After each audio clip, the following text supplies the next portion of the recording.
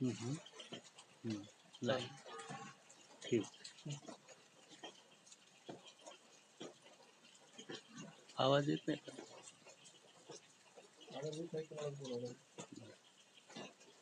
Hello,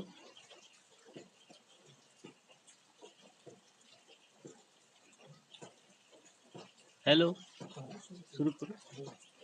नाही पण त्यांचा इशारा यायला पाहिजे ना. हॅलो, काही गरज नाही. 5 एक ठीक. मित्र हो, विठ्ठलराव शिंदे कला महाविद्यालयाच्या वतीनं आयोजित करण्यात आलेल्या या व्याख्यानमालेत मला बोलण्याची संधी मिळते आहे, याबद्दल मी प्रथमच आनंद व्यक्त करतो आणि माझ्या विषयाकडे वळतो.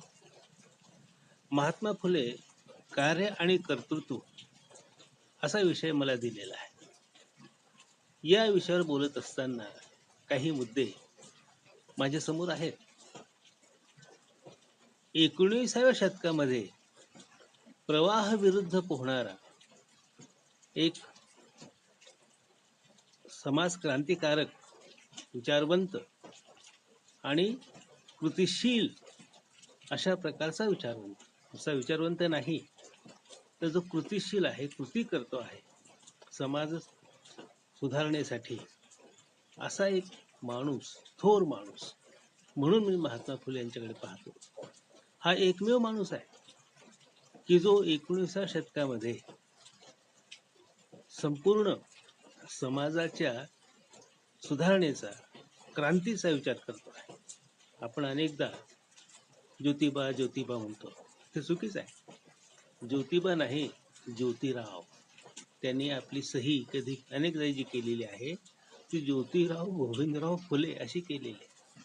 पण काय झालेलं आहे की जसं बा हा जो वापरला जातं ते अनेकदा राणबा किंवा आणखी असे काही बा लावून आपण बऱ्याचदा नाव घेत असतो. त्यामुळे ते ज्योतिबा रूढ झालेलं आहे. खरं म्हणजे तसं नाही आहे. त्यांनी ज्योतिराव हाच शब्द रूढ केलेला आहे आणि अनेकदा अजूनही ज्योतिबा हे शब्द, हा शब्द अनेकदा वापरला जात असत असते. ते चुकीचं आहे. आणि एवढंच नाही तर त्यांचा फोटो सुद्धा चुकीचा आहे. म्हणजे दाढीचा वगैरे, दाढी वगैरे चुकीचं आहे. त्यांचा जो मूळ फोटो आहे ते दाढी वगैरे वापरत नव्हते, ठेवत नव्हते. मी माझ्या महात्मा या कादंबरीवर जो फोटो टाकलेला आहे कव्हरवर, तो ते कव्हर जे आहे तो त्यांचा मूळ फोटो आहे, ज्याला दाढी वगैरे नाही आहे. मराठमोळा असा साधा माणूस आहे. तर सांगायचं असं की प्रवाहाविरुद्ध पोहणारा असा एक कृतिशील विचारवंत, कृतिशील विचार, नुसता विचारवंत नाही हे लक्षात ठेवा. पुन्हा या माणसाचा जी कदर व्हायला पाहिजे होती या समाजामध्ये, ती म्हणे अशी झाली नाही. वि द घाटे यांची मुद्दाम मी आपल्याला आठवण सांगतो. वि द घाटे यांनी महात्मा फुल्यांना मुजरा केलेला आहे आणि म्हटलेलं आहे की मी महात्मा फुल्यांची क्षमा मागतो. का क्षमा मागतो? काय झालं? वि द घाटे यांनी काय गुन्हा केला? वि द घाटे एक शिक्षण तज्ज्ञ होते. त्यांनी महात्मा फुल्यांची क्षमा मागितलेली आहे. ते लेखक तर होतेच, शिक्षण तज्ज्ञ होते. त्याने असं म्हटलेलं आहे की मी विष्णू शास्त्री चिपळूणकर आधी वाचला आणि त्यामुळं मला महात्मा फुल्यांविषयी माझ्या मनात गैरसमज निर्माण झाले.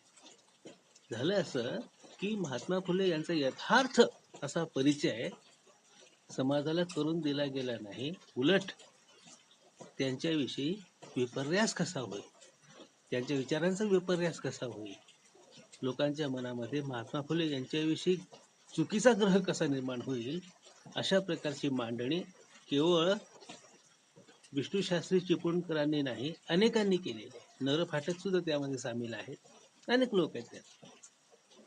तर म्हणून वि द घाटे असे म्हणतात की मी मूळ फुले न वाचता, आणि तर काय झालं की महात्मा फुल्यांचं साहित्य हे अनेकदा उशिरा प्रकाशात आलं. त्या काळात ज्यांनी वाचलं त्यांनी त्याचा विपर्यास केला.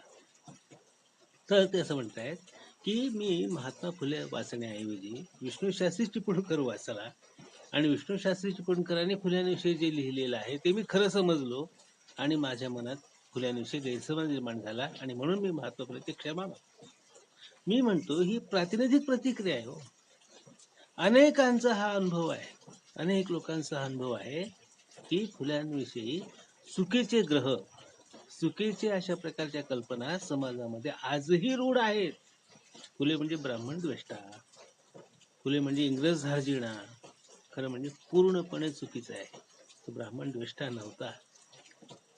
असं असतं तर ब्राह्मण मित्रांनी त्यांना मदत केलीच नसती.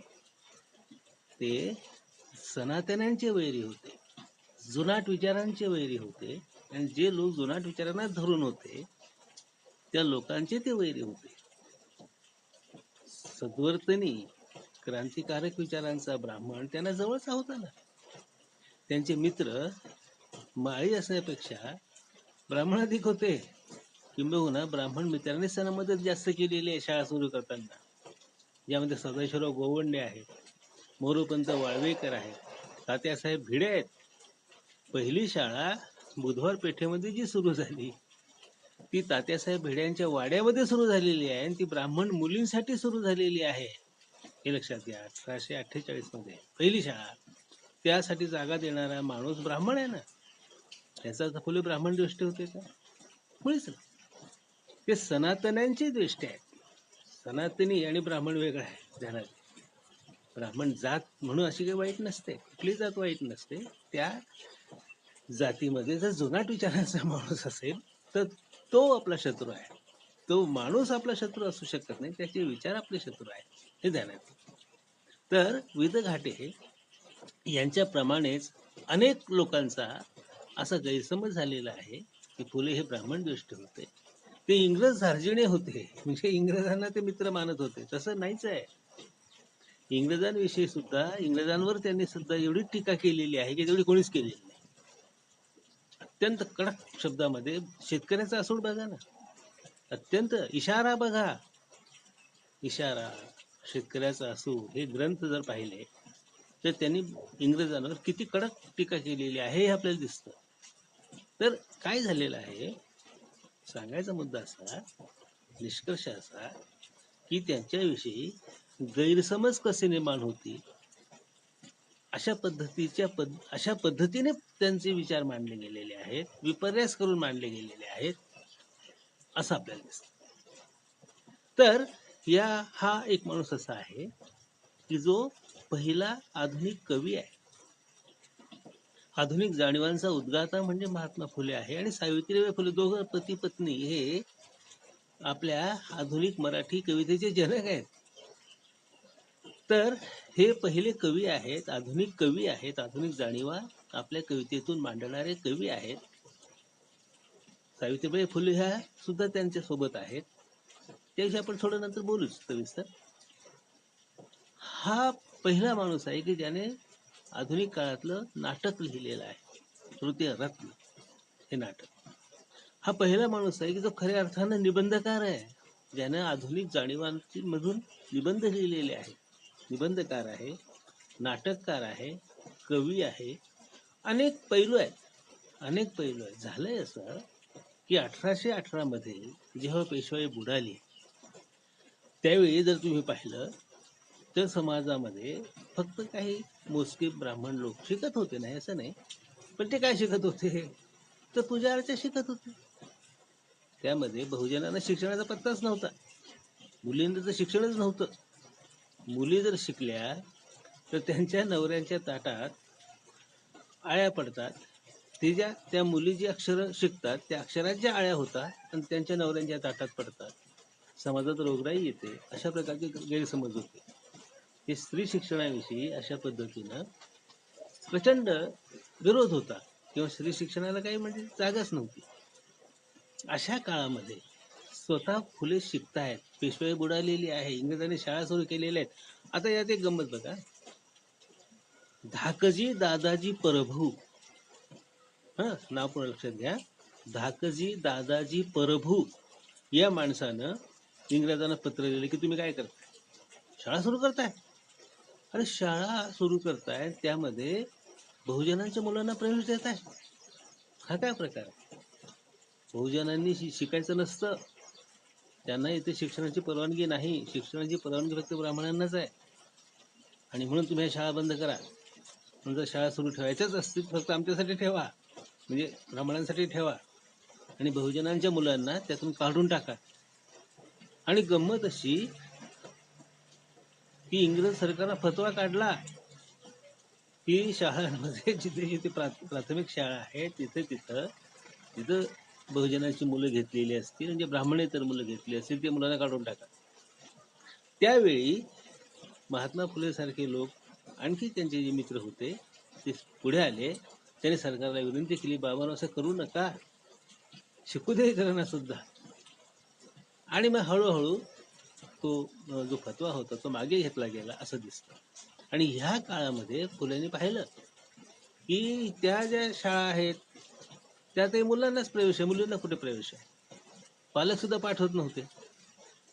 अशा वेळी मुलींच्या शिक्षणाची स्वतंत्र व्यवस्था केली पाहिजे, म्हणून त्यांनी तात्यासाहेब भेड्यांच्या वाड्यामध्ये पहिली शाळा सुरू केली. आणि ती शाळा ब्राह्मण मुलींसाठी होती स्पेशली. तुम्ही म्हणाल की दलितांसाठी कधी सुरू झाल्या? मग ते नंतर सुरू झालेले आहेत. आता तुम्ही म्हणाल की त्या आधी का सुरू केले नाही? यामागचा हेतू असा होता की आधी ब्राह्मण मुलींपासून तर सुरू करूया. जो सदाशिवराव गोवंडे, मोरोपंत वाळवेकर यांनी असा सल्ला दिला ज्योतिरावांना की आपण आधी ब्राह्मण मुलींपासून सुरू करू. मग हळूहळू जसजशी जागा मिळत जाईल, जसं आपल्याला शक्य होईल, तसं आपण मग इतर मुलींसाठी, इतर मुलांसाठी, बहुजनांच्या त्यांच्यासाठी सुरू करू. असं तो त्यांनी एक प्रकारचं काय म्हणता येईल त्याला, एक गलिमी कावाच म्हणा, सुरुवात तर करूया. तात्यासाहेब म्हणाले ठीक आहे, माझ्या वाड्यात जागा देतो. अशा पद्धतीनं ह्या शाळा सुरू झालेल्या आहेत. मग सगळ्या पुणे परिसरामध्ये, सगळा पुणे जिल्हा म्हणा, आसपासचा सगळा परिसर, खेडोपाड्यांमध्ये हळूहळू शाळांचं जाळं विणलं जाऊ लागलं. आणि या शाळांमध्ये स्वतः ज्योतिरावही शिकवत होते, त्यांचे मित्र शिकवत होते. तर सावित्रीबाईंचा वेगळा उल्लेख करायची गरजच नाही. त्या ह्या भिड्यांच्या वाड्यामध्ये शिकवायला जात होत्या. आणि या सावित्रीबाई, आता गमत बघा की जेव्हा फुल्यांनी शाळांचा उपक्रम सुरू केला त्यावेळी त्यांच्या वडिलांनी त्यांना घराबाहेर काढलं की हा उद्योग मला मान्य नाही तुमचा. हे काय चालवलं तुम्ही? मुलींना काय शिक्षण द्यायचं असतं का? आणि त्यातही तुम्ही दलित मुलांना शिकवताय, हे बरोबर नाही, घराबाहेर व्हा असं म्हणून त्यांनी हाकलून दिलं, अक्षरशः हाकलून दिलं. त्यावेळी गफार बेग मुन्शी नावाचे एक मुस्लिम गृहस्थ होते, जे स्वतः शिकलेले होते आणि शिकवत असत मुलांना, मुस्लिम मुलांना शिकवत असत. ते त्यांच्या पद्धतीने कुराण वगैरे शिकवत असत. त्यांनी महात्मा फुल्यांना आश्रय दिला, सहकुटुंब सावित्रीबाईंसह आश्रय दिलेला आहे. आणि तिथं त्यांना उस्मान, फातिमा असे मित्र मैत्रीण मिळालेले आहेत. मग हळूहळू फातिमा ही मुस्लिम स्त्री, ती सुद्धा शिकवू लागली. गमत अशी आहे, फार मोठा इतिहास आहे. सावित्री ह्या महात्मा फुल्यांची मावस बहीण सगुणा आऊ, ती जी ती ज्योतिरावांची चाहती आहे. तिनं तर त्यांचा सांभाळच केलेला आहे लहानपणापासून. तिलाही ज्योतिरावांच्या वडिलांचं म्हणजे त्यांनी जे केलं, हाकलून दिलं मुलाला, ते पटलेलं नाही आहे. त्याही यांना सहकार्य करतात. मांजरी नावाचं गाव आहे पुण्याजवळ, तिथं एक शाळा सुरू करण्यात आली. आणि तिथेच ह्या सगुणा आऊ शिकवायला जाऊ लागल्या, कारण ते थोडंफार शिकलेले होते सावित्रीबाईंमुळे. काय तर असं हे सगळं घडलेलं आहे. आणि हळूहळू मग या शाळांचं जाळं पसरत गेलेलं आहे असं आपल्याला दिसतं. आता त्यामध्ये सावित्रीबाईंना ते दगडगोटे, शेण, मार वगैरे ते सगळं तुम्हाला माहिती आहे, ते काय मी नव्याने सांगितलं असा भाग नाही. तर गमत अशी आहे की पुढे जर आपण गेलो तर काय दिसतं आपल्याला की त्यांच्या ह्या कार्याचं हे जे काही क्षेत्र आहे ते शिक्षणापुरतं मर्यादित राहिलेलं नाही.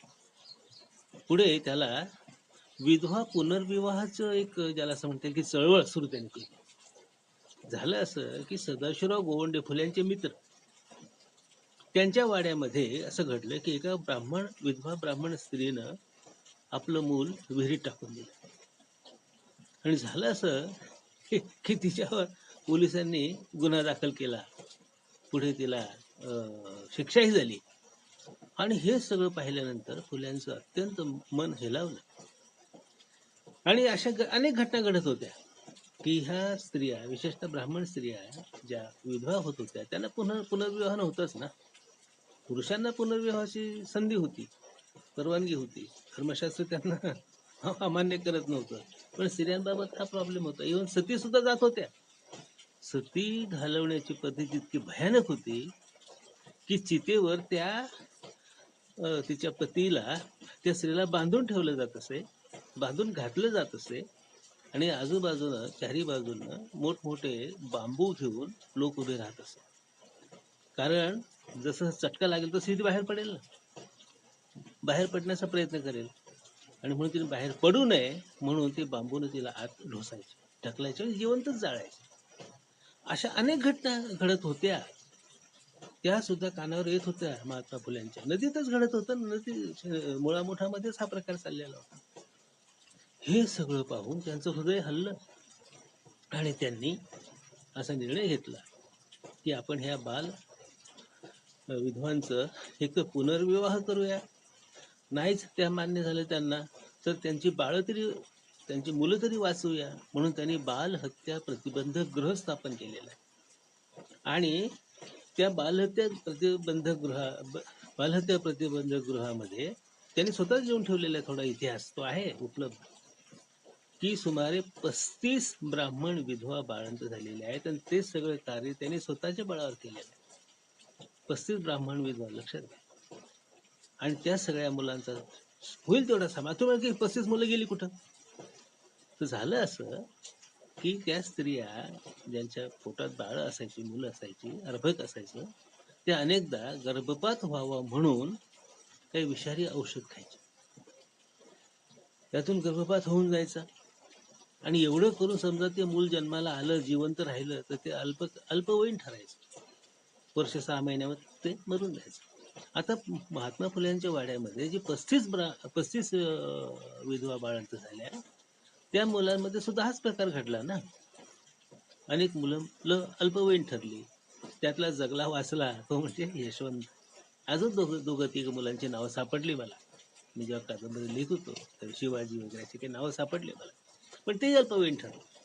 कारण त्यांच्यावर त्या विषारी औषधांचा परिणाम झालेला होता.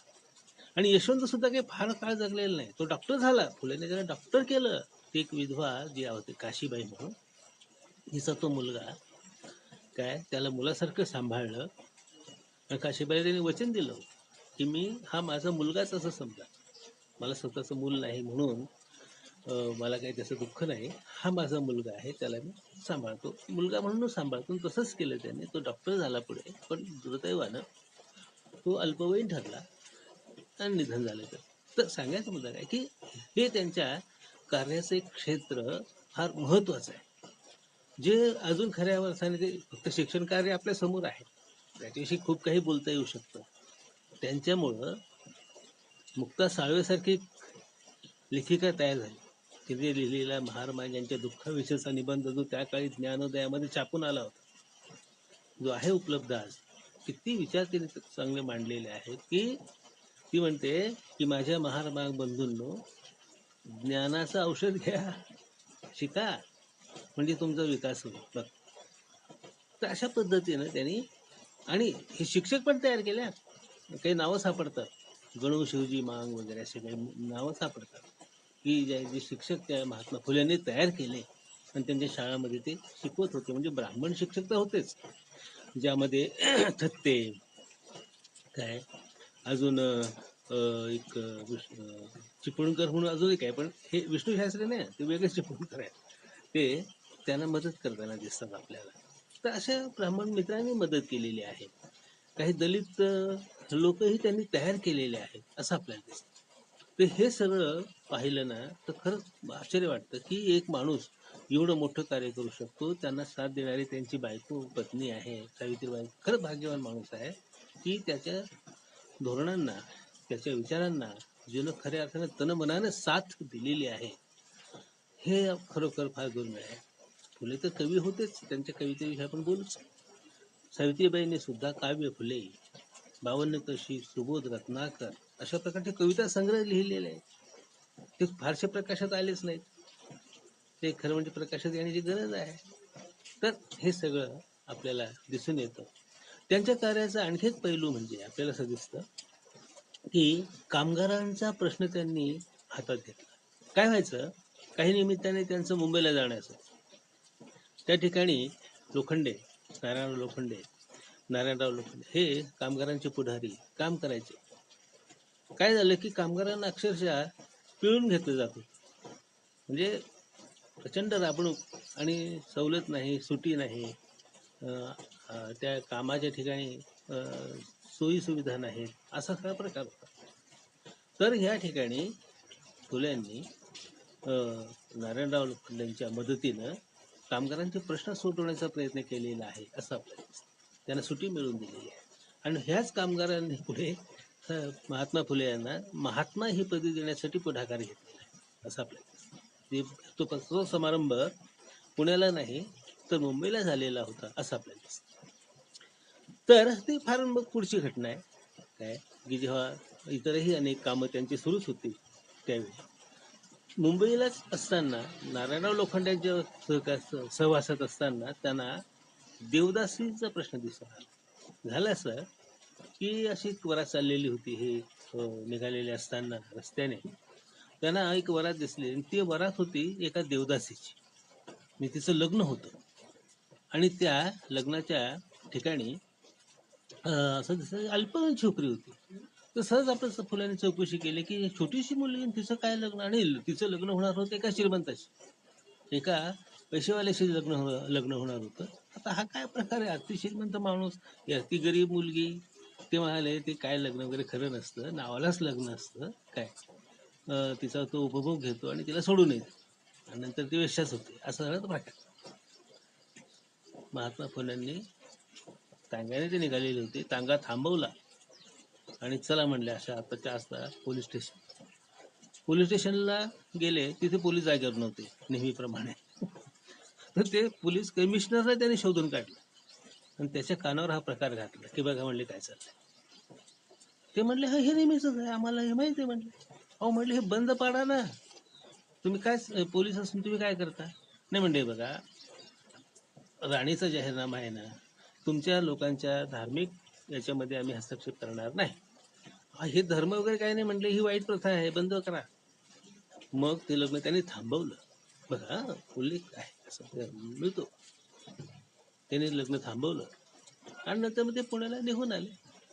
पण दुर्दैव असं की नंतर काही दिवसांनी त्या मुलीचं लग्न झालं, त्याच्या पद्धतीने झालं.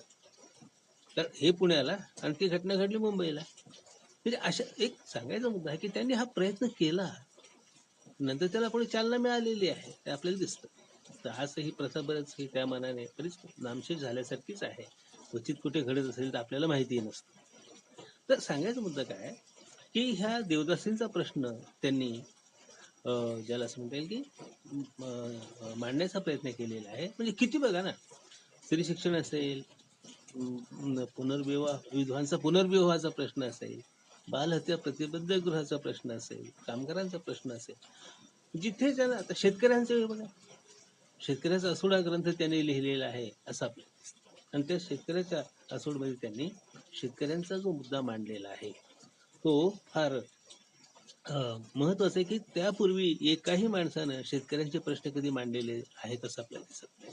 शेतकऱ्याचा असो त्यावेळी त्या ठिकाणी त्यांनी इंग्रजांना इशारा दिलेला आहे की तुम्ही शेतकऱ्यांना सवलती द्या, चांगली बियाणे द्या, खतं द्या. आज तीच ओरड सुरू आहे, आजही तीच ओरड सुरू आहे.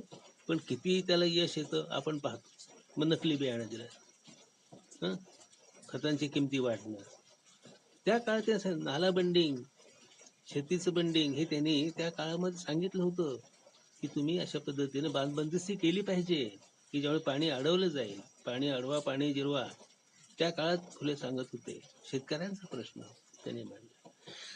सावकारी जी शेतकऱ्यांना पिळत होती त्याविषयी, त्याविरोधी त्यांनी आवाज उठवलेला आहे असं आपल्याला दिसतं. इंग्रज सरकार जे काही मोठ्या प्रमाणात शेतसारा घेऊन पिळत होतं त्याविषयी आवाज उठवलेला आहे.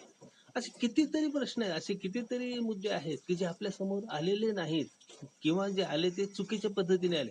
हा माणूस असा आहे की ज्यानं मुळावर घाव घातलेला आहे, मुळावर घाव. आता बघा आता लक्षात घ्या की धर्मशास्त्रावरच हा माणूस घाव घालतोय की ज्या धर्मानं या समाजाची वाट लावलेली आहे या समाजाच्या चिरफाळ्या केलेल्या आहेत.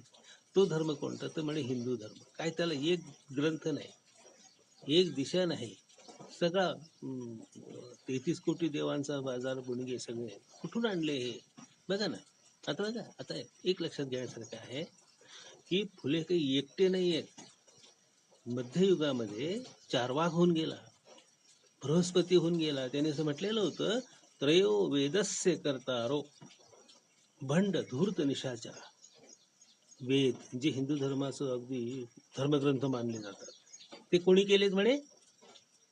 त्रयो वेदस्य कर्तारो भंड धूर्त निशाचरा. भंड म्हणजे विदूषक, लबाड, धूर्त आणि निशाचर. निशाचर म्हणजे चोर. निशाचर, भंड आणि धूर्त ह्या लोकांनीच वेद तयार केलेले आहे. काय आधार आहे हो? वेद असं म्हणतो की आत्मा हा अमर आहे. बघा ना, कृष्ण सुद्धा हेच म्हणतो गीतेमध्ये, काय आत्मा अमर आहे. वासासी जीर्णानी यथा विहाय नवानी गृह्णाती नरो पराणी तथा शरीराने विहाय जीर्णा अन्यानी संयाती नवानी देही. ज्याप्रमाणे जीर्ण झालेले कपडे माणूस टाकून देतो, त्याप्रमाणे जीर्ण झालेलं शरीर आत्मा टाकून देतो, नवं शरीर धारण करतो. कोणी पाहिलं हे? त्याला काय आधार आहे? कोणी पाहिला? इतके लोक मरतात, इतके आत्मे जातात, म्हणजे त्यांचा हिशेब पण ठेवतो. कुठे जातात हे, कुठून येतात? काय नाही. ज्योत विझावी तिथे संपत त्याच्या ज्योतीचं. तसं ते मनुष्य प्राण्याचं आहे. बघा, पृथ्वी, आप, तेज, वायू आणि आकाश हे पंचमहाभूत मानली गेली आणि ह्या पंचमहाभूतांच्या योगानं देह तयार झालेला आहे असं मानलं गेलं. ते असं म्हणतात की हे चुकीचं आहे. पृथ्वी, आप, तेज, वायू आणि आकाश. आकाश आहे कुठं? पृथ्वी आहे. आप म्हणजे पाणी आहे, तेज आहे म्हणजे उष्णता आहे. पृथ्वी, आप, तेज, वायू आहे. आकाश कुठं आहे? आकाश नाहीच आहे. आपल्याला जे दिसतं ते भासतंय. जो तो भास आहे, आकाश नाहीच आहे. सगळी एक विराट पोकळी आहे ही. आपल्याला जे दिसतं निळं निळं तो भास आहे, आणि त्या भासाला आपण सत्य समजतो. चुकीचं आहे. पृथ्वी, आप, तेज आणि वायू ह्या चार तत्वांनी शरीर बनतं आणि ही चार तत्व एकत्र आल्यानंतर त्या ठिकाणी प्राण जन्माला येतो. प्राण जन्माला येतो आणि जसे आणि हा प्राण ज्याप्रमाणे ज्योत विझावी त्याप्रमाणे प्राणज्योत मालवते. पुन्हा ती काही दिसत नाही. असं कुठे आहे का? बघा, प्राणज्योत दिसली मला याची त्याची, नाहीये. ह्या सगळ्या खोट्या कल्पना आहेत. आत्मा नावाची कुठलीही गोष्ट अस्तित्वात नाही. पण ही खोटी कल्पना आजही लोक आपल्या उराशी बाळगून आहे असं आपल्याला दिसतं. कृष्ण म्हणतो गीतेमध्ये, चातुर्वर्ण्यम मया सृष्टम गुणकर्म विभागशा. चातुर्वर्ण्यम मया सृष्टम गुणकर्म विभागशा. हे गुणकर्मामध्ये इथेच मेघ आहे.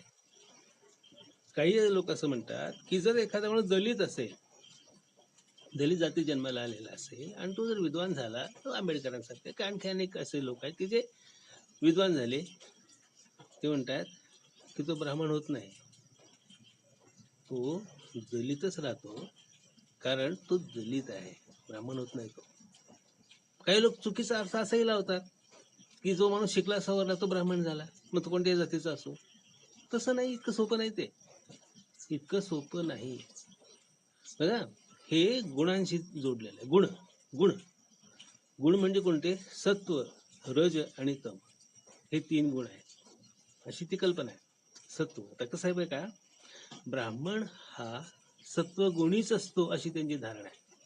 म्हणून रामदास असं म्हणतात बघा, ब्राह्मण किती जरी झाला भ्रष्ट तरी तो तिन्ही लोके श्रेष्ठ. का? तो ब्राह्मण आहे, तो कितीही नालायक असू दे, तो श्रेष्ठच आहे, त्याचे पाय धरले पाहिजे. कारण तो ब्राह्मण आहे, तो सत्वगुणी आहे. तो जरी नालायक असला तरी तो वंदनीयच.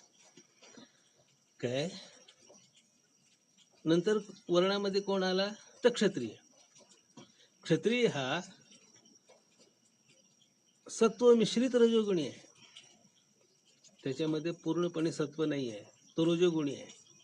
त्यामध्ये इतर अनेक रजोगुणी जे काही असतील त्याचे गुण ते आले. तो क्षत्रिय हा सत्व मिश्रित रजोगुणी आहे, वैश्य हा रजो मिश्रित तमोगुणी आहे. बघा, वैश्य हा रजो मिश्रित तमोगुणी आहे आणि शूद्र हा फक्त तमोगुणी आहे. त्याच्यावर वाईट तम म्हणजे वाईट असे, तम म्हणजे अंधार, वाईट गुण आहे त्याच्यामध्ये. तो शूद्र हा शूद्रच, तो शिकला सवरला तरी सुद्धा त्याचा तमोगुण काही जाणार नाही. बघ, आता हे जे आहे ना, हे असं गुणांशी जोडलेलं आहे. म्हणून चातुर्वर्ण्य मया सृष्टम, हे चातुर्वर्ण मी तयार केलेलं असं कृष्ण म्हणतो. गुण कर्म विभाग अशा, गुण आणि कर्म, गुण गुण महत्वाचं आहे आणि तुमच्या गुणांच्या आधारे तुमचं कर्म ठरतं. इतकं ते किचकट आहे. आणि म्हणून एखादा दलित माणूस शिकला सवरला तरी सुद्धा तो ब्राह्मण होत नाही त्यांच्या हिशोबानं, तो दलितच राहतो. असा तो सगळा प्रकार आहे. आणि ह्या सगळ्या तत्वज्ञानाला चार्वाकानं विरोध केला होता. चार्वाक, बृहस्पती, त्यांनी विरोध केलेला आहे की नाही, हे चुकीचं आहे तुमचं वेदांचं म्हणणं, आत्मा नाहीच आहे. तोच विचार महात्मा फुले यांनी स्वीकारलेला आहे. जो इहवादी आहे, इहवादी आहे, जो ह्या जगण्याचा, इथल्या जगण्याचा विचार करतो, पारलौकिकचा विचार करत नाही. पारलौकिक कुठे आहे? कुठे आहे स्वर्ग? पाहिले ते कोणी? भिवू नका मनी, धावा आम्हा, असं फुले म्हणतात. कुठे आहे स्वर्ग? कोणी पाहिला? एक तरी हरीचा लाल असा आहे का की जो असं म्हणेल मी स्वर्ग बघून आलो? एक तरी पाहिजे ना. सगळ्या कल्पना हो, खोट्या कल्पना, भ्रामक कल्पना, स्वर्ग नरक अमुक तमुक, खोटं आहे, असं काहीही नाही. इव्हन ईश्वरी कल्पना ह्या सुद्धा खोट्या आहेत, चुकीच्या आहेत. अशा प्रकारचा त्याने विचार मांडलेला आहे. काय? कमलपत्रासी उदक डागीना, कृष्णाजी होईना देव बाप्पा. कमलपत्रासी उदक डागीना, कमलपत्राला उदक ते चिखलातून येतं, पाण्यातून येतं, पण त्याला पाण्याचा डाग लागत नाही कमलपत्राला. कृष्णाजी होईना देव बाप्पा. अरे जो दह्या दुधाची चोरी करायचा, 16 सहस्र नारी तरी हरी ब्रह्मचारी, तुम्ही त्या कृष्णाला देव मानता? नागपूरला मी जेव्हा विचार मांडला धनवटे नॅशनल कॉलेजमध्ये, तेव्हा एक गृहस्थ अंगावर झाला माहिती, असं कसं म्हणतं कृष्ण देव. म्हटलं मी जे मांडतो आहे ते माझ्या खिशातलं नाही. जे आहे ते ग्रंथनिविष्ट आहे, ते काय असा कपोल कल्पित नाही, साधी गोष्ट आहे ना. बरं का, रिडल ऑफ रामकृष्ण हा काय नवा प्रश्न नाही, जुनाच आहे. कृष्ण हा किंवा राम घ्या, रामाला तुम्ही देव कसं मानता? कुठल्या आधारावर मानता? चुकीचं आहे. अरे ज्या माणसानं स्त्रीचे नाक स्तन कापण्याची विटंबना केली, त्याला तुम्ही देव मानता? ज्यानं आपली गर्भार पत्नी जंगलात सोडून दिली, तिचा काहीही दोष नसताना, त्याला तुम्ही देव मानता? मी तर म्हणतो काय की रावण अधिक नीतिमान आहे की ज्यानं सीतेला तिचं हरण केलं पण तिच्या अंगाला हात लावलेला नाही. बघा, अशोकवनामध्ये तिला ठेवलेलं होतं. तर हे बघा, म्हणजे असं आहे. आता गंमत अशी बघा, आता थोडं पुढे जाऊया की शूर्पणखा हिने काय गुन्हा केला होता? तिनं लक्ष्मणाकडे प्रेम याचना केली. काय गुन्हा केला? प्रपोज केलं त्याला. काय गुन्हा केला? आणि राम त्याला म्हणतो की तिला ही शिक्षा कर. अरे ती रावणाची बहीण आहे. रावण काही साधा सुद्धा माणूस होता का? तिथे दंडकारण्यामध्ये रावणाचं राज्य होतं, शूर्पणखेचं राज्य होतं. वाली, सुग्रीव हे सगळे दक्षिण भारतातले सत्ताधीश होते. तर ह्या शूर्पणखेची विटंबना केली, बहिणीची विटंबना केली, म्हणून रावणाने सोड घेतलं. तर काय चुकीचं केलं? एवढं करून सुद्धा त्याने सीतेची विटंबना केली नाही किंवा तिच्या चारित्र्याला धक्का लावला नाही. मग नीतिमान कोण आहे? विचार कर. ते हे खरं बोललं तर मग राग येतो, असा प्रकार. तुम्ही वाईट ठरता. तर हे सगळं फुल्यांनी मांडलेलं आहे की ह्या ज्या देव अवतार कल्पना आहे ह्या खोट्या आहे, चुकीच्या आहे. मत्स्य कत्स्य हा काय प्रकार आहे? ते असं म्हणतायत की इराणामधून कासवाच्या आकाराच्या होड्यांमध्ये, जहाजांमध्ये म्हणा, घोड्यांमध्ये म्हणा, त्या यातून जे आले ते कासवाच्या आकाराचे होते आणि म्हणून त्यांना कच्छ असं म्हटलं गेलेलं आहे. आणि त्यांनी इथं आक्रमण केलं, इथल्या मूळच्या लोकांवर आक्रमण केलं, त्यांचा बिमोड केला आणि आपलं राज्य स्थापन केलं. हा महात्मा फुले यांचा विचार आहे. आर्यांचं बाहेरून ते आलेले आहेत आणि इथे आमचे जे मूळ राज्य होते, खंडोबा, ज्योतिबा, नाही का, यांचं त्यांनी बिमोड केलेलं आहे. बळीराजा हा शेतकऱ्यांचा राजा आहे. बघा त्याचे खूण काय आहे, बळीराजाचं नांगर आहे. तर ह्या बळीराजाचा बिमोड केलेला आहे. त्याला पाताळात घातलं म्हणजे काय, तर जमिनीत त्याचं गाडून टाकलं असं त्याचा अर्थ आहे. पाताळ कुठला, पाताळ स्वर्ग मृत्यू, पाताळ हे सगळ्या खोट्या कल्पना आहेत. तर ह्या सगळ्या विचारांचा गाभा जो चार्वाकापासून आलेला आहे, इहवादी विचारांचा गाभा महात्मा फुले यांनी स्वीकारलेला आहे. अशाच प्रकारचे विचार थॉमस पेन ह्या विचारवंताचे आहेत. महात्मा फुले जेव्हा विद्यार्थी असताना त्यांनी थॉमस पेन वाचला आणि त्याचे विचार स्वीकारले. थॉमस पेन पण हेच म्हणत होता की कुठलीही धर्मसत्ता ही अंतिम नसते, किंबहुना धर्मसत्ता जर जनतेवर अन्याय करत असेल तर धर्मसत्ता नष्ट केली पाहिजे. पण त्या धर्मसत्तेची राखण जर राज्यसत्ता करत असेल तर राज्यसत्ता सुद्धा कामाची नाही. बरं, शेवटी माणूस महत्वाचा आहे, माणूस जगणं महत्वाचं आहे, माणसाला न्याय मिळणं महत्वाचं आहे. त्याचे जे मूलभूत हक्क आहेत ते त्याला मिळणं गरजेचं आहे. ते मिळणार नसतील आणि धर्म जर त्याला अटकाव करत असेल तर तो धर्म काय कामाचा.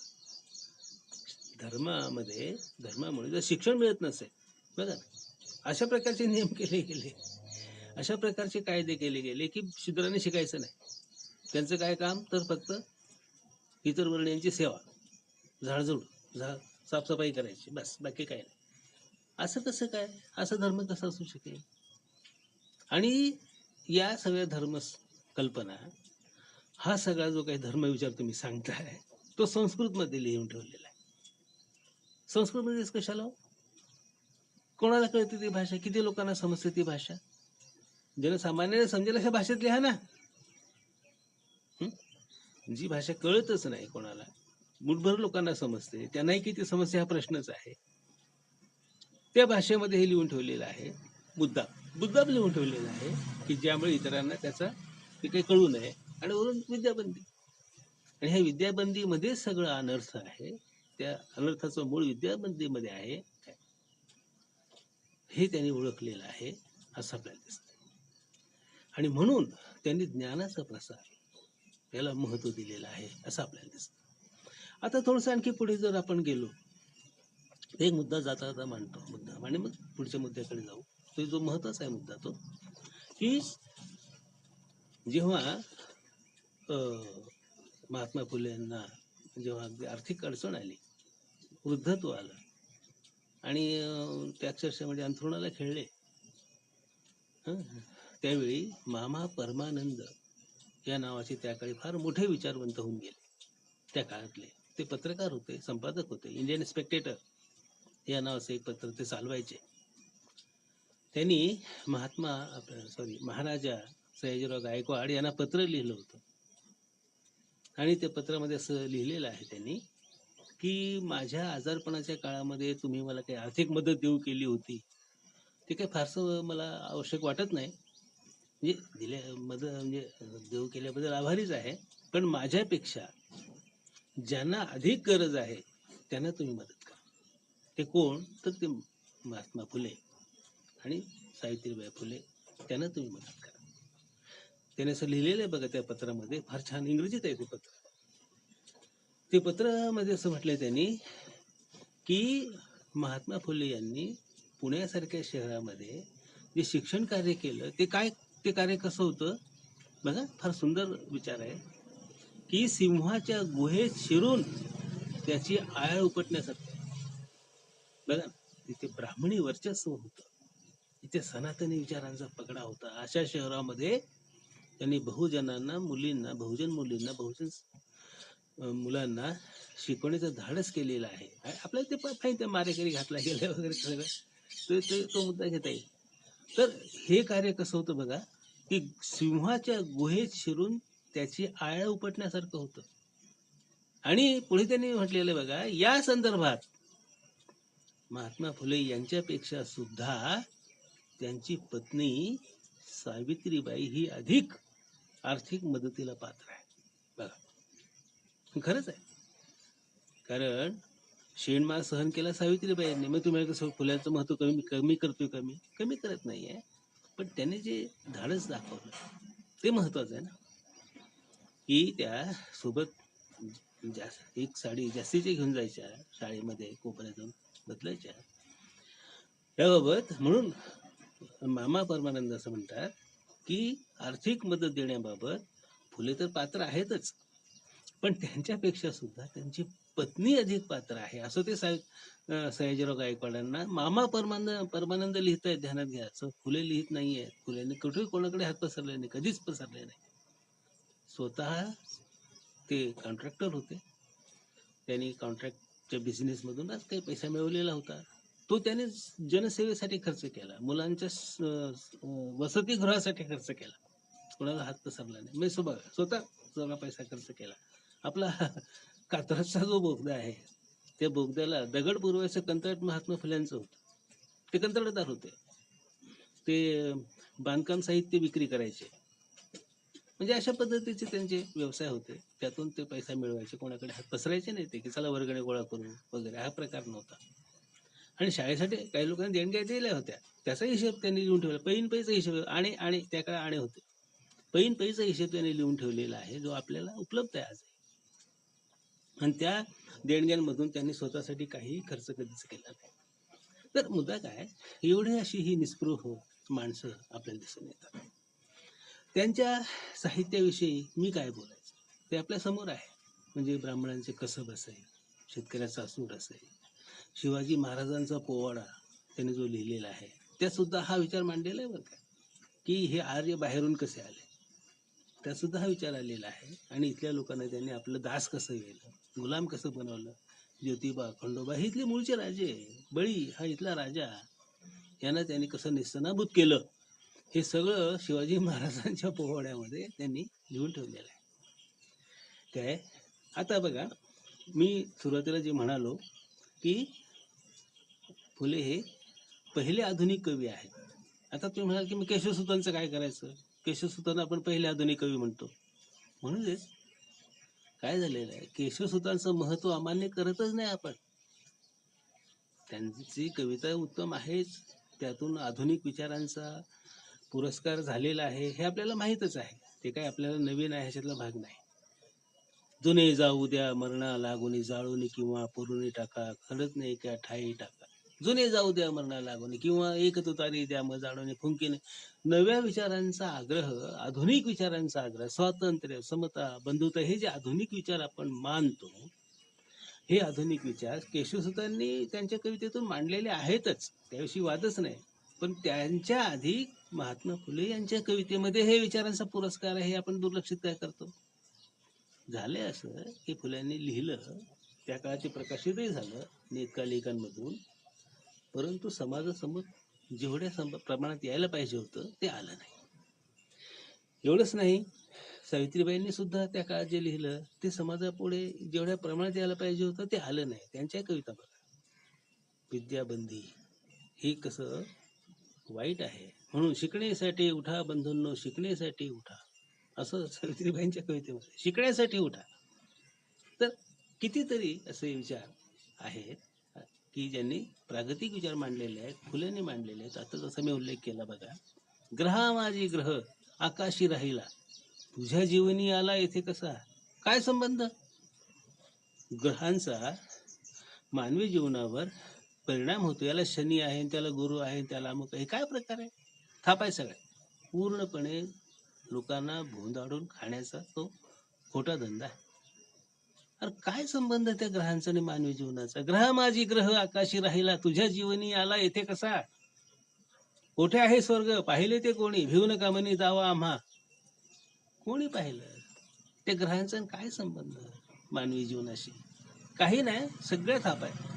आणि जे लोक सांगतात याला गुरु आहे त्याला शनी आहे, ह्या भ्रामक कल्पना आहे, पूर्णपणे भ्रामक आहे. कारण त्याला काही आधारच नाही. रामाची रास र वरून घेतली तर मग रावणाची पण र वरच येते ना. राम रावण दोघं रच आहेत. मग एकाचं भविष्य वेगळं दुसऱ्याचं भविष्य वेगळं असं कसं काय? हं? आता रावणावरून आठवलं म्हणून सांगतो. जेव्हा रावण हा मृत्यूशयीवर होता, तेव्हा रामानं लक्ष्मणाला सांगितलं की जा, रावण हा अत्यंत विद्वान होता, त्याची भेट घेऊन ये. त्याला सांग की तुला मी ठार केलं, ठीक आहे, घडलं आता, असं काहीतरी म्हणजे सहज आपलं निरोप घेऊन ये, असं काहीतरी सांगितलं वाटतं रामानं या लक्ष्मणाला. लक्ष्मण गेला. रावण अगदी मरायला टेकलेला आहे. मग त्यावेळी रावण त्याला म्हणतो, लक्षात घेण्यासारखा मुद्दा आहे की का रे बाबा, सीता रामाबरोबर बाहेर पडली, तुझी बायको पण यायचं म्हणत होती वाटतं, तिला तुम्ही काय दिलं नाही? मग हा रामाचा स्वार्थीपणा नाही? त्यानं त्याची सोय पाहिली, बायको सोबत घेतली, तुला मात्र तुझी बायको सोबत येऊ दिली नाही तुझ्या, असं का? तुला वेगळा न्याय का? बघा ना, विचार करण्यासारखं आहे. तर हा राम आणि जो माणूस असं वागतो, आपल्या भावाशीच भेदभाव करतो, त्याला तू कसं काय मानतो रे एवढं? लक्ष्मण उत्तर देऊ शकला नाही. म्हणजे तुम्ही अशा पद्धतीने ढोंगी पद्धतीने वागला हा राम तुझ्याशी, हे असं तो रावण लक्ष्मणाला सांगतोय. ध्यानात घेण्यासारखं आहे. तर असं अनेक मुद्दे त्यामध्ये, की रावण हा अधिक खूप विद्वान होता हे रामालाही मान्य होतं, आणि म्हणून तो लक्ष्मणाला त्याची निरोप घ्यायला सांगतो आहे, असं आपल्याला दिसतं. तर मुद्दा असा कवितेशी चाललं होतं की या ठिकाणी आधुनिक विचार, आधुनिक जाणीवा, स्वातंत्र्य, समता आणि बंधुता, हे जे विचार आहेत ते महात्मा फुले यांनी त्यांच्या कवितेमध्ये अत्यंत गांभीर्यानं मांडलेले आहेत. आणि गंमत कशी आहे बरं का, काव्यात्मक पद्धतीने मांडलेलं आहे. त्यांची कविता केवळ गद्यात्म नाही. आपण जर शिवाजी महाराजांचा पोवाडा वाचला तर त्यांच्या कवितेमध्ये असलेले जे काही काव्यगुण आहेत ते समोर दिसते. तुकाराम महाराजांचा आणि फुल्यांच्या कवितेचा फार जवळचा संबंध आहे. आता ठीक आहे की तुकाराम महाराज हे वेदाचा तो अर्थ अमासीचा ठावा, इराणी व्हावा भार माथा, ते वेद प्रामाण्य मानतात, आणि फुले हे वेद प्रामाण्य नाकारतात. पूर्ण दोन टोक आहेत. पण त्यांच्या काही ठिकाणी काही त्यांच्या विचारामध्ये साम्य आहे. बघा, तुकाराम काय म्हणतात, जळो जिणे लाजीरवाणे, सॉरी, भिक्षापात्र अवलंबिणे जळो जिणे लाजीरवाणे, भिक्षापात्र अवलंबिणे जळो जिणे लाजीरवाणे, असं तुकाराम म्हणतात. इथं फुले काय म्हणतात बघा, फुले असं म्हणतायत, जळो जिणे लाजीरवाणे उद्योगी आजी ताजे खाणे. बघा ना, समजा एखादं घर बांधलं गेलं, वास्तुशांती वगैरे असेल, तर तुम्ही बाहेरच्या लोकांना जीव घालता, आणि जे कामगार असतात त्यांना मात्र कोणी बोलवत नाही, किंवा बोलवलंच तर त्यांना बाजूला थोडंसं बसवलं जातं आणि त्यांना उरलं सुरलं दिलं जातं. बघा ना, जळो जळो तुमचे जिणे, काय, जळो जळो तुमचे जिणे उद्योगे आधी ताजे खाणे. ज्यांनी घर बांधलं ते कामगार राहिले बाजूला आणि दुसरेच खात आहेत का, तर म्हणजे वास्तुशांती. कामगार गेले कुठं? तर सांगायचं काय की जो कष्ट करतो त्याला खायला घाला ना, दुसऱ्याला का. असं हे तुकारामांचं, म्हणजे हा जो अभंग आहे तो तुकारामांच्या अभंगाशी अगदी म्हणजे नातं सांगतो. कारण तुकाराम ते वाचत होते, तुकारामांची अभंग वाणी फुल्यांना फार आवडत होती, असं आपल्याला दिसून येतं. आता बघा ना, गणपती सारखी देवता सुद्धा सुटलेली नाही. तुकाराम म्हणतात बघा, पूजिती विकट दोंद, दोंद म्हणजे पोट, विकट दोंद वाढलेलं कसतरी, पूजिती विकट दोंद पशु सोंड गजाचे. तुकाराम म्हणतात ना, तुकाराम म्हणतायत हे पशु सोंड गजाचे, पूजिती विकट दोंद. लोक हे, आणि पुण्यात तर काय सगळं ते स्तोम आजही आपण पाहतोच गणपतीचं किती आहे. त्याच पद्धतीनं ज्योतिराव म्हणतात, पशुशिरी सोंड पोर मानवाचे. गणपतीला उद्देशून फुले म्हणतात. तर हे असं असल्यामुळे काय झालं, फुले हे वाईट ठरले. काय बघा, गणपतीची विटंबना करतात, गणपती विषयास लिहितात, नाही की नाही, धर्मशास्त्रांना वाईट म्हणतात. अशा पद्धतीनं फुल्यांची बदनामी केली गेली की फुले हा वाईट माणूस आहे, चुकीचे विचार मांडतोय. अरे तुकारामही तेच म्हणतात ना, ते बघा ना. नाही, पण ते वेद प्रामाण्य मानतात ना, म्हणून तुकाराम आम्हाला चालतात, पण फुले चालत नाही. का? तो वेद प्रामाण्य मानत नाही. असा सगळा हा गुंता आहे मित्र. तर ह्या सगळ्या परिस्थितीमध्ये फुले वाईट ठरणार होते, वाईट ठरले, ठरवले गेले. त्यांच्या विचारांचा योग्य असा, ज्याला असं म्हणता येईल की प्रसार होण्याऐवजी चुकीच्या पद्धतीने ते मांडले गेले, असं आपल्याला दिसतं. विपर्यास झालेला आहे. आणि आजही खऱ्या अर्थानं त्यांच्या विचारांचा जो काही असा प्रसार झाला पाहिजे तसं झालेलं आहे असं मला वाटत नाही. मी जेव्हा महात्मा फुल्यांच्या साहित्याचं वाचन केलं, त्यांच्यावरील साहित्याचं वाचन केलं, त्यांच्यावर ज्या कादंबऱ्या लिहिल्या गेलेल्या होत्या, कथा लिहिल्या गेल्या होत्या, ग्रंथ लिहिले गेले होते वैचारिक, ते जेव्हा वाचले तेव्हा मला असं कुठेतरी जाणवायला लागलं की काहीतरी चुकतंय. ह्या गृहस्थानं जे कार्य केलेलं आहे त्याचं योग्य असं काही परामर्श घेतला जात नाहीये, किंबहुना चुकीच्या पद्धतीनं. आता मी उल्लेखच करतो, प्रभंजन नावाची कादंबरी आली अलीकडे फुल्यांवर, अत्यंत चुकीच्या पद्धतीने फुले प्रोजेक्ट केले गेले. अरे तुम्ही काय करताय? खऱ्या अर्थानं तुम्ही त्यांचं विचार मांडतच नाहीये, खऱ्या अर्थानं तुम्ही त्यांचं जीवन चरित्र मांडतच नाही. म्हणून मग मी काही मित्रांशी जेव्हा बोलायचो की काय चुकीचं मांडतात, फुले ह्या लोकांना कळतच नाहीये, तेव्हा लोक माझे मित्र काय म्हणायला लागले, महेंद्र सारखे, की सर तुम्हीच लिहा ना, तुम्ही सांगताय, एवढं वाचलं म्हणताय, मग तुम्हीच लिहा. त्यावेळी मी विचार केला, खरंच आहे, आपणच लिहिलं पाहिजे. आपण नुसतं टीका करण्यात अर्थ नाही, काय आपणच लिहायला पाहिजे. आणि म्हणून मग मी सुमारे मित्र हो, मी अभिमान म्हणजे गर्व नाही, पण एक आत्मविश्वासानं सांगतो की 7 वर्ष मी नोट्स काढल्या, मुद्दे काढले, लिहिलं, आणि 7 वर्ष मी डिवोट केले त्या कामासाठी. कादंबरी लिहिली जी अनेकांना आवडली. तिचं नंतर इंग्रजी अनुवादही झाला, हिंदी अनुवाद झाला, आणि त्या कादंबरीमुळेच मला आज हे व्याख्यान देण्याची सुद्धा संधी मिळते आहे. हे असं घडलं. आता मला अनेकांनी हे सांगितलं की तुम्ही जो फुले मांडला तो अगदी अभ्यासपूर्ण पद्धतीने मांडला, आणि हे गरजेचं होतं, आणि ते तुम्ही केलं, हे चांगली गोष्ट घडलेली आहे. आणि मला त्याचा आनंद आहे की नाही, 7 वर्ष मी जी मेहनत केली तिचं फळ मला मिळालं, लोकांनी मान्य केलं, अप्रिशिएट केलं, हे महत्वाचं आहे. आणि म्हणून मग मला एक समाधान असं मिळालेलं आहे, असं आपलं दिसतं. तर मित्र हो, सुमारे मला असं वाटतं 1 तास मी बोलतो आहे, आणि या ठिकाणी बऱ्याच प्रदीप मोहिते, अनिल जाधव असे नावं दिसत आहेत मला, पण हे सगळे वाचत जर बसलो तर मग मला बोलायला वेळ मिळाला नसता, म्हणून मी ते नाव वाचत बसलो नाही. आता सहज समोर दिसलं म्हणून मी बोललो.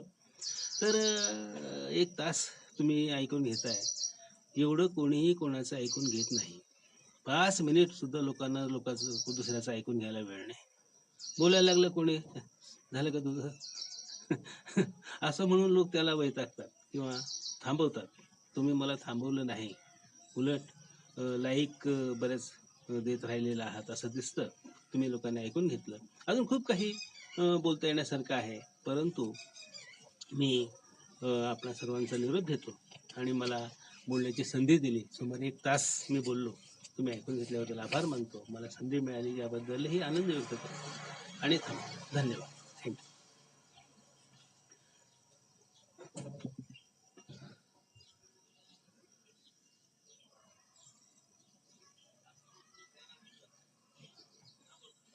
हॅलो, कसं करायचं आहे? 1 तास बोललो बरोबर.